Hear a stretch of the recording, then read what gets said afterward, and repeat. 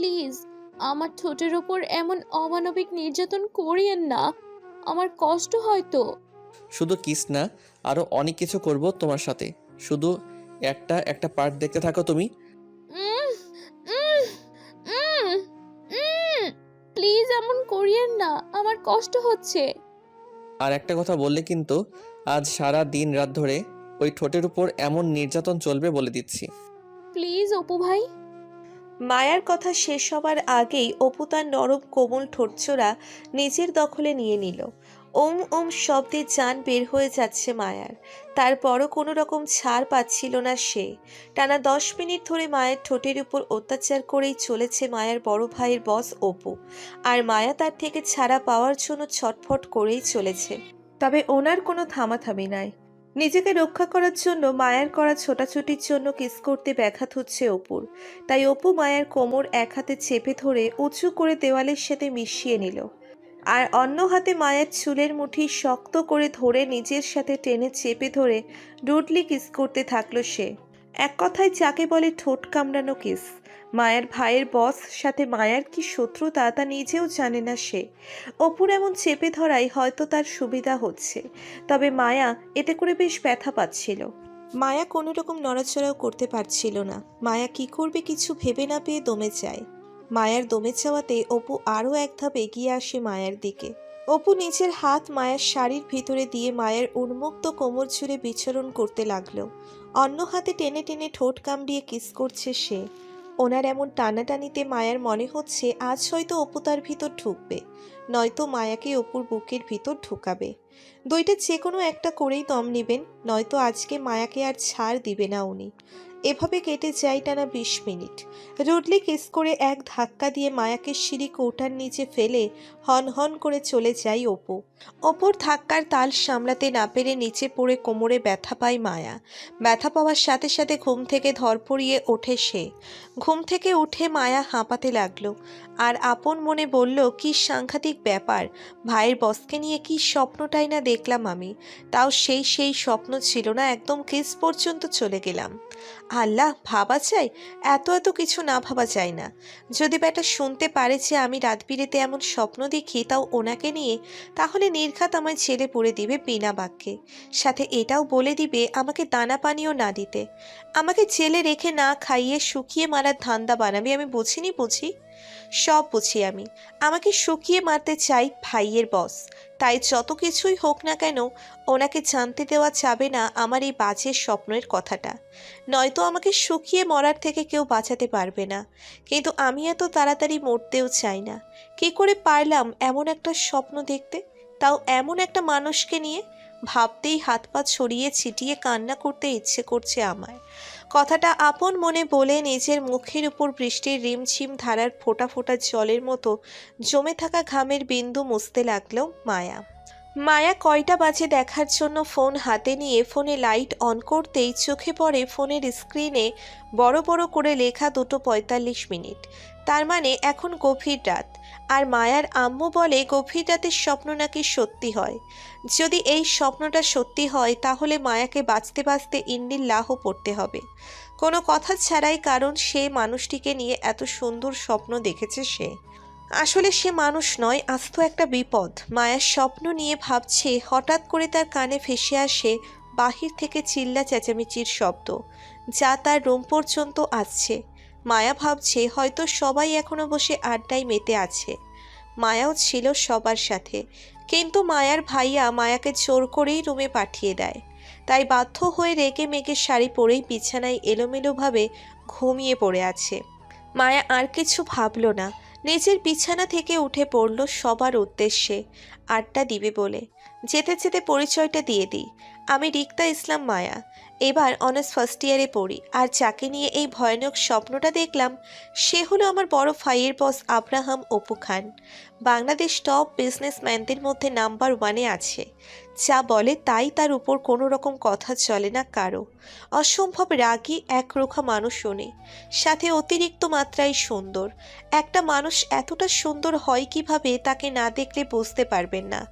সুন্দরের সাথে পাল্লা দিয়ে সুন্দর মানুষ তিনি, কিন্তু খুব গম্ভীর প্রকৃতির মানুষ।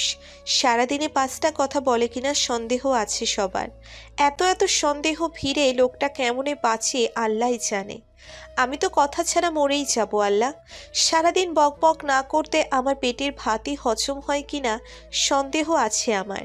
বাকিটা তো পরের বিষয়। মায়া ড্যাং ড্যাং করে সিঁড়ি দিয়ে নেমে চলেছে।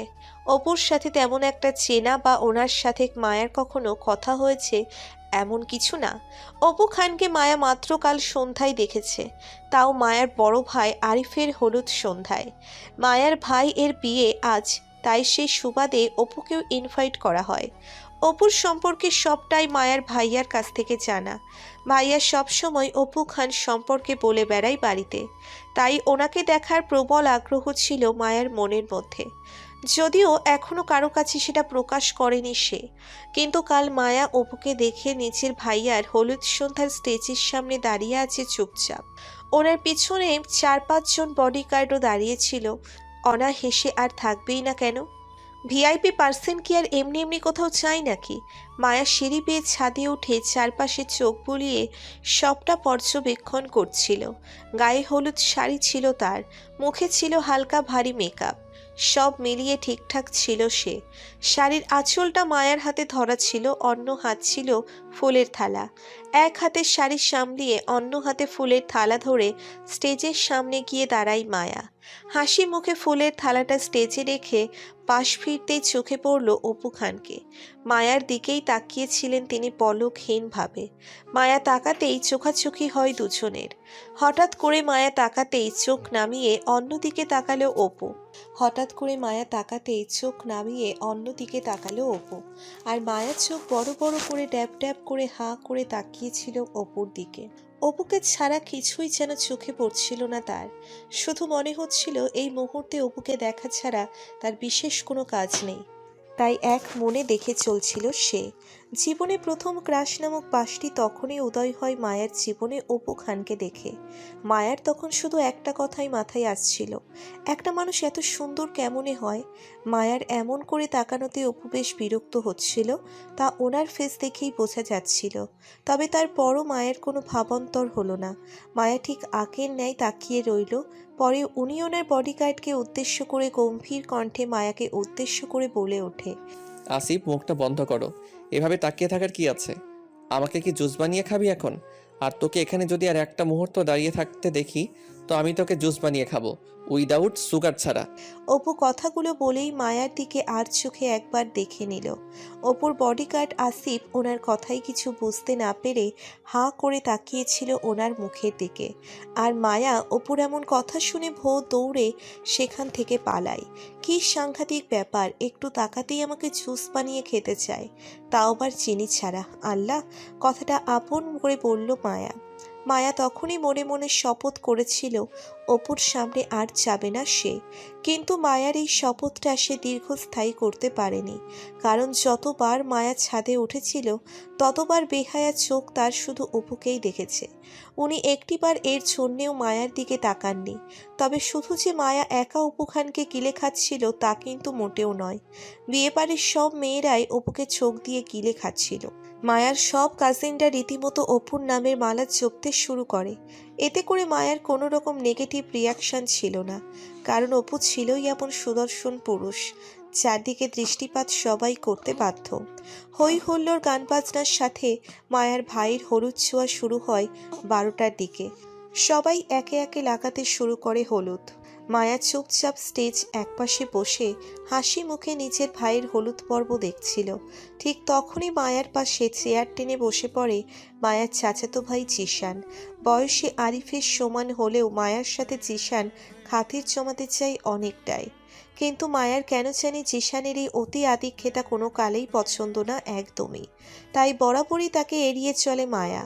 মায়া জিশানের উপস্থিতিতে বেশ বিরক্ত, কিন্তু এই মুহূর্তে এখান থেকে ওঠার কোনো পথ নেই, কারণ মায়ার চারপাশে চেয়ার টেনে বসে আছে মায়ার গুণধর বান্ধবীরা। আর যে পাশটা খালি ছিল সেই পাশে বসছে জিশান। মায়াকে ইনিয়ে বিনিয়ে অনেক কিছু বলছে জিশান। মায়া একটু বাধ্য হয়ে জিশানের কথা কানে তুলছিল, আর বড় ভাই হওয়ার সুবাদে হাসি মুখে কথার উত্তর দিচ্ছিল সে। জিশানের সাথে কথা বলতে বলতে হাসি মুখে স্টেজের দিকে তাকিয়ে চুপসে যায় মায়া। কারণ আরিফের বস মানে অপু খান মায়ার দিকে কেমন করে যেন তাকিয়ে আছে, না রাগ না ভালোবাসার চোখে। মায়া ওনার এমন তাকানোর মানে বুঝতে পারেনি, তাই সেও কোনো রকম ভনিতা ছাড়াই অপুর দিকে তাকিয়ে রইল এক দৃষ্টিতে। খানিক বাদেই কেউ একজন আলতো ছুঁয়ে দেয় মায়ার গাল। মায়ার সাথে সাথে চমকে উঠে পাশ ফিরে তাকায়। তখনই তার চোখে পড়ল 5 বছরের ছোট্ট একটি ছেলের দিকে। আমার গালে আদুরে আলতো হাত বুলিয়ে আদর করে মামুনি মামুনি ডাকছে। মায়া বাচ্চা ছেলেটিকে দেখে হাসি মুখে কোলে তুলে নিল, আর গালে একটা কিস করে জিজ্ঞাসা করলো, এখানে একা কেন বাবা? তখনই রুহান আঙ্গুল দিয়ে ইশারা করে আরিফকে দেখায় মায়াকে ডাকছে বলে। রুহান হলো মায়ার বড় আপুর ছেলে। মায়া রুহানকে জিশানের কাছে রেখে আরিফের উদ্দেশ্যে স্টেজের দিকে এগিয়ে গেল। মায়া তার ভাইয়ের পাশে দাঁড়াতেই ভাই মায়াকে দেখেই ঝটপট তাড়া দিয়ে বলে উঠল, মায়া, আমাকে তাড়াতাড়ি হলুদ ছুঁয়ে নিচে চলে যা। তোকে আর সাথে থাকতে হবে না। আয়, তাড়াতাড়ি আয়। আরিফের কথাই বেশ অবাক হলো মায়া। মায়া ভাবছে আমার ভাইয়ের হলুদে আমাকে থাকতে মানা করছে আমারই নিজের ভাই। বিষয়টা মায়ার কাছে বেশ অপমানজনক মনে হলো, তাই বিনা বাক্যে গাল ফুলিয়ে রাগ দেখিয়ে আরিফকে হলুদ না লাগিয়ে চলে আসলো নিচের রুমে। তারপর বিছানায় এলোমেলোভাবে ঘুমিয়ে পড়েছিল সে। তখনই অপু খানকে নিয়ে এমন একটা বাজে স্বপ্ন দেখে মায়া। অবশ্য এতে মায়ার দোষ, কারণ অপুকে দেখার পর থেকে সারাক্ষণ শুধু অপুকে দেখে আর ভেবে সময় পার হয়েছে তার। আর সেই চিন্তা ভাবনার সূত্র ধরে অপুকে নিয়ে স্বপ্ন দেখা। মায়া ঘুম ঘুম চোখে বাহিরে বের হলো। আশেপাশের কাউকে দেখতে না পেয়ে এলোমেলো চুল আর শাড়ি নিয়ে এগিয়ে যাচ্ছে মায়া। ছাদের সিঁড়ির কাছে আসতেই আচমকা মুখোমুখি হয় অপু খানের সাথে। হয়তো বাসার উদ্দেশ্যে বের হয়ে যাচ্ছিল উনি। অপুর সাথে মুখোমুখি হতেই মায়া পাথর মূর্তির মতো ঠাই জায়গায় দাঁড়িয়ে পড়ে, কোনো রকম নড়াচড়া ছাড়াই। অপুর দৃষ্টি ছিল মায়ের ঘুম চড়ানো চোখ মুখে। মায়া অপুর দিকে একটু কৌতূহলপূর্ণ দৃষ্টি নিক্ষেপ করতেই অপু নিজের বডিগার্ড আসিফকে উদ্দেশ্য করে বলল, আসিফ, এমন করে তাকিয়ে আছিস কেন আমার দিকে? বলি, লজ্জা শরমের মাথা কি খেয়ে ফেলেছিস নাকি? জীবনেও কি পুরুষ মানুষ দেখিসনি? এমন করে তাকিয়ে আছিস মনে হচ্ছে নিজের হারিয়ে যাওয়া স্বামীকে খুঁজে পেয়েছিস। এমন করিস না, আমি কিন্তু রেগে গেলে তোর চোখ খুলে নিব। অপুর কথার মানে মায়া বেশ বুঝতে পারছে যে কথাগুলো অপু মায়াকে উদ্দেশ্য করেই বলছে। অপুর কথা শুনে মায়া রেগে যায়। রাগে গজগজ করে উঠে মায়া অপুকে উদ্দেশ্য করে বলে উঠল, এই মিস্টার, সমস্যা কি আপনার? সেই সন্ধ্যা থেকে দেখছি আপনি যা নয় তাই বলছেন। আপনার দিকে তাকালে আপনার সমস্যা হলে আপনি বোরকা পরে থাকতে পারতেন তো, নাকি? আর এত এত মানুষের মধ্যে আমায় কেন আপনার চোখে পড়ছে আমি তো জানি না। অনেক মানুষ আপনার দিকে তাকিয়ে আছে, ওদের তো কিছু বললেন না। আর আমি একা না, আপনিও আমার দিকে তাকান, আপনার চোখও আমি তুলে দিব, বন মানুষ একটা। মায়ার কথা শুনে অপু রাগে ফুঁসতে লাগলো। মায়া কথাগুলো রাগের কারণে বলে ফেলেছে, কিন্তু কথাগুলো শেষ হতেই মায়ার মনে পড়ে যায় সেই স্বপ্নের কথা। মায়া নিজের চারপাশে চোখ বুলিয়ে নিতেই দেখতে পায় সে এখন সেই সিঁড়িটার উপর আছে যেখানে অপু স্বপ্নে তাকে কিস করেছে। স্বপ্নের কথা মনে পড়তেই মায়া ভয়ে চুপসে যায়। মায়া অপুর ডাক বুঝতে পেরে ধীর গতিতে অপুকে পাশ কাটিয়ে পালাতে চেষ্টা করলো।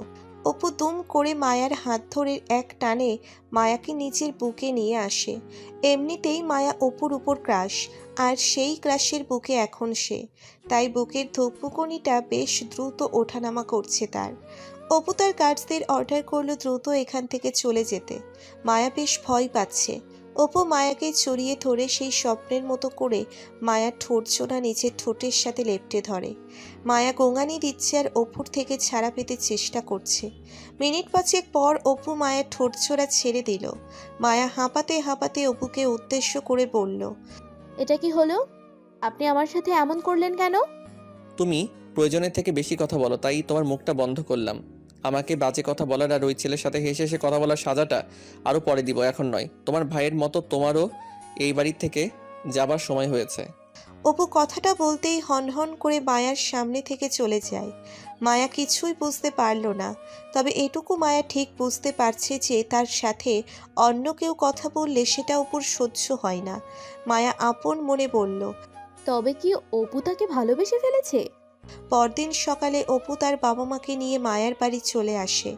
মায়া কিছু বুঝে ওঠার আগেই অপু আর মায়ার বিয়ের দিন ঠিক হয়। মায়ার একটু অমত থাকলেও সেটা প্রকাশ করতে পারেনি সে, কারণ অপু যদি শোনে মায়া তাকে বিয়ে করতে চায় না, তবে মায়াকে গুলি করে মেরে দিবে। অবশেষে মায়া আর অপুর বিয়েটা হয়ে যায়। অপু মনে মনে হাসছে, কারণ এখন সে মায়াকে রোজ রোজ রোমান্টিক অত্যাচার করতে পারবে। আর মায়া ভয় পাচ্ছে তার ক্রাশ নামক বাসটা কত জ্বালাবে কে জানে।